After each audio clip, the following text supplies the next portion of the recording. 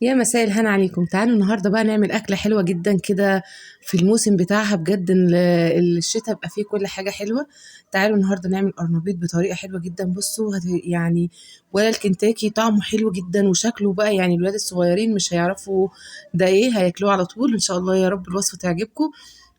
الكرنبيط من كل الفيتامينات اللي فيه مفيد جدا للجسم، وبجد أكلة حلوة ومشبعة جدا جدا. جنبها كده شوية بطاطس محمرة ورغيفين عيش بلدي كده، اللهم بارك. يعني أكلة يعني من الآخر بجد، وجنبهم كده شوية لفت من اللي احنا كنا مخللينه مع بعض.